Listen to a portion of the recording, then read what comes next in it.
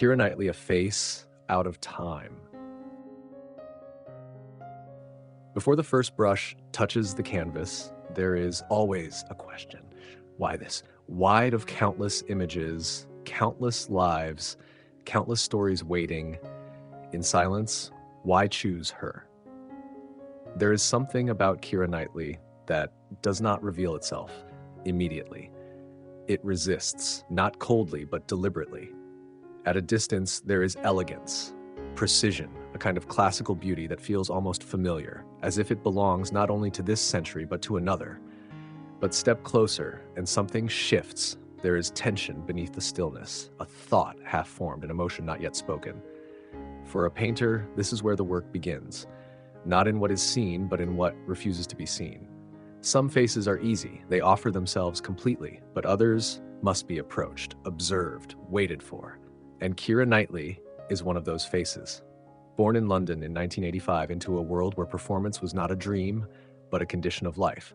Her father an actor, her mother a playwright, stories were everywhere, in conversation, in silence, in the space between people. And yet, language itself did not come easily. As a child, she struggled with dyslexia. Words resisted her. Reading was effort, structure uncertain, and so she found another way. There is a detail, small but revealing. When learning her lines, she draws faces, shapes, fragments of expression, listening while sketching, as if meaning must first become image before it can become voice. It is a quiet process, almost invisible, but deeply telling, because perhaps her relationship with performance was never only about speaking. It was about seeing. Long before recognition, before the camera found her, she already knew. She wanted to act, not later, not eventually, now. And remarkably, she insisted until it became real. The early years were unremarkable. Television roles, small appearances, names that passed unnoticed, but even then, something was present. Not skill, not yet, presence. A stillness that held attention. Then came a shift. A film, modest in scale but wide in impact. Bend It Like Beckham, a story about identity, belonging, expectation, pressing quietly against desire. And within it, a young actress who did not push forward but drew the eye nonetheless. There are performers who occupy the frame and those who alter it. She was already the latter, but the world had not yet fully noticed.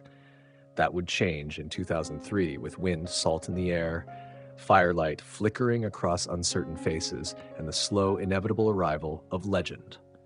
Pirates of the Caribbean, Elizabeth Swann could have been ornamental, framed, contained, defined by expectation. She was not.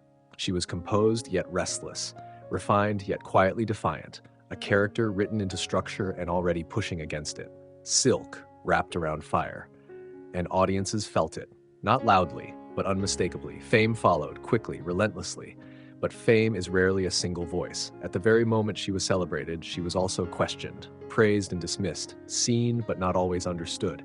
For someone so young, the contradiction was profound, and perhaps necessary, because what followed was not repetition, but departure, a turning inward, toward quieter roles, toward complexity, toward characters who lived not in spectacle but in thought.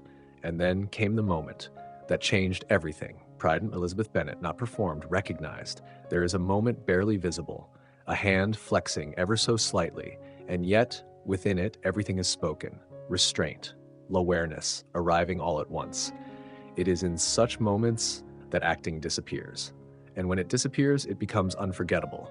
From that point on, her path was no longer assigned. It was chosen. And yet the world continued to simplify her. Beauty became narrative, form became expectation. But beneath that, something remained. Precision, discipline, and a refusal to become only what was seen. And that is what must be painted. Not likeness, not symmetry. The quiet space between thought and expression. Because Keira Knightley has never simply been seen. She has always been read, and perhaps that is why she endures. There is a particular kind of role that does not announce itself. It does not arrive with spectacle or scale or noise. It arrives quietly, and yet it stays. For Keira Knightley, that role came in the form of a single dress, green, fluid, unforgettable. Atonement. Cinema is filled with iconic images, but only a few become language. The dress in Atonement was not simply costume. It was emotion made visible, desire restrained, time suspended. and within it, a performance built not on action but on absence. Because what defines that story is not what happens, but what fails to be undone: regret, misunderstanding, irreversibility. Knightley understood this instinctively. She did not overplay, she did not explain. She allowed silence to carry weight. And in doing so, she revealed something essential about her craft.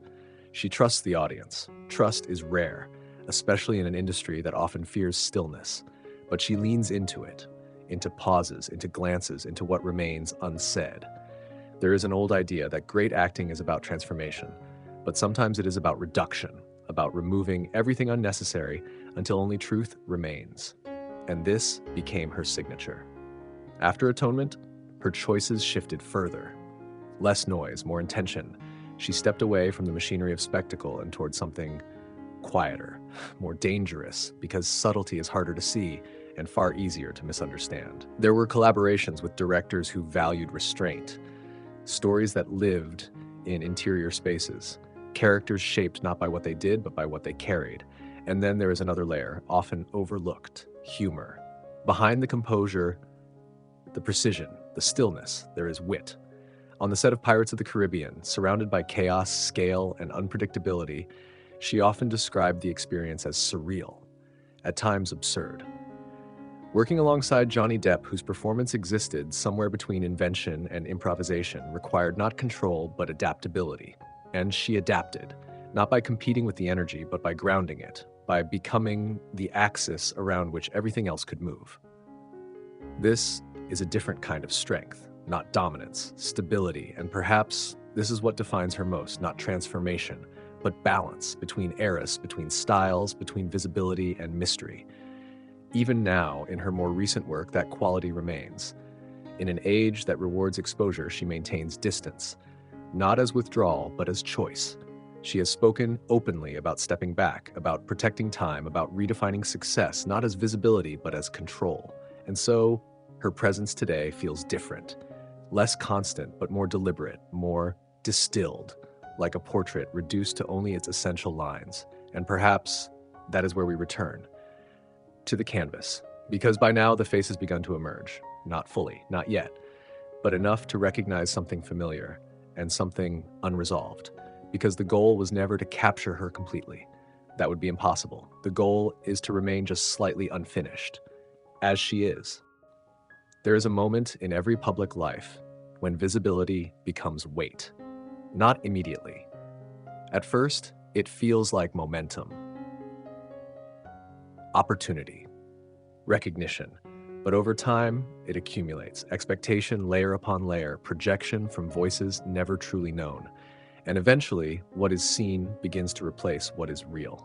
For Keira Knightley, this moment came early, too early perhaps to fully understand its shape. She had become recognizable, not just as an actress, but as an image, a face repeated, circulated, discussed, examined in ways that had little to do with her work. There is a particular intensity reserved for women in the public eye, an insistence on defining them, reducing them, too thin, too serious, too distant, too something, always something. And beneath that constant observation, there is erosion, not visible, not immediate, but persistent. She would later speak about anxiety, about moments of disconnection, about the strange sensation of being present and yet not entirely there. Fame does not simply illuminate, it distorts. And distortion can be difficult to resist. There were periods when stepping outside meant stepping into scrutiny, when silence felt safer than explanation.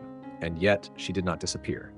She adjusted, quietly, deliberately, choosing distance not as retreat but as boundary. There is strength in that decision, because the industry rarely encourages it. Visibility is currency, presence is demand. To step back is to risk being forgotten. But she did it anyway. And in doing so, she changed the terms. Not entirely, but enough. She began to choose roles not for scale, but for meaning. Stories that asked questions rather than offering spectacle. Characters that existed in ambiguity, in contradiction. Women who were not easily defined. And perhaps this was not a shift, but a return to something closer to who she had always been. Private, observant, measured. There is an assumption often made that actors seek attention, but some seek understanding. And those are not the same. Understanding requires patience. It requires silence. It requires the willingness to remain partially unknown, and this became part of her identity. Even in interviews, there is restraint, a carefulness not of fear but of intention. Words are chosen, not offered freely, as if language still carries weight, as if meaning must be earned. And perhaps this returns us once again to the beginning, to the child who struggled with words, who learned to see first and speak later. That pattern never truly left. It evolved into something refined, controlled, and quietly powerful. There is another aspect often overlooked: time, the passage of it.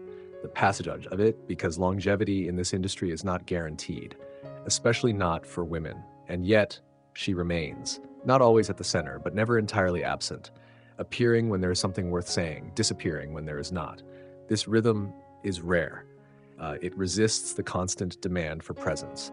And in doing so, it preserves something essential: mystery. And mystery is not something that can be manufactured. It must be protected, carefully, consistently, over time. And so what we see now is not simply an actress continuing her career, but a person shaping it on her own terms, at her own pace, with a clear understanding of what is worth keeping and what must be let go. And as the portrait deepens, as shadow meets light, as form begins to settle into something recognizable, this becomes clearer. The face on the canvas is not just structure, it is experience, not just expression, but memory. Every line, not drawn, but discovered. Because what we are painting is not who she was, not even entirely who she is, but the space between those things. And in that space, there is honesty, unfinished, unresolved, alive. There comes a moment in every paintinuing is no longer the answer, not because the work is complete, but because something essential has already been said. The brush slows, the decisions grow quieter, and what remains is not correction, but recognition. By now, the face on the canvas is familiar. The structure is there, the light has found its place, shadow has settled, and yet something resists finality, as it should, because no portrait is ever truly finished. It can only be abandoned at the right moment. And perhaps this is where painting and a life begin to resemble one another, because a life is not a fixed image. It is movement, change, contradiction, unfolding over time. And Keira Knightley has never allowed herself to become static, not in her choices, not in her presence. In recent years, her appearances have become more selective, more intentional, not driven by visibility, but by meaning. She has spoken about stepping away from scale, from noise, choosing instead work that allows space for thought, for ambiguity, for quiet, even lending her voice to stories once more, returning in a sense to where it all began. Not performance for attention, but storytelling as interpretation. There is something circular in that, a return not backward but inward, and perhaps that is what endures. Not fame, not image, but direction. The ability to choose where one stands in relation to the world, to decide what is revealed and what remains unspoken. And this is what now exists on the canvas. Not an answer, but a question held in form. The gaze not fully resolved, the expression balanced between thought and silence, as if something is about to be said and then reconsidered. This is where the portrait lives, not in perfection, but in tension, because perfection closes a work, and this must remain open, just to breathe, just enough to suggest there is more beyond the frame, because there always is. Beyond every image, there is a life continuing, unseen, unrecorded, and perhaps that is the final truth of portraiture, that it does not capture a person. It meets them briefly and then lets them go. So we arrive here, not at an ending, but at a pause. The brush comes to rest, the surface holds what it can, and the rest remains just out of reach, as it should, because some faces are not meant to be fully known, only remembered. And perhaps that is why this one was painted. Thank you for watching. If you enjoyed this work, I would be grateful for your support.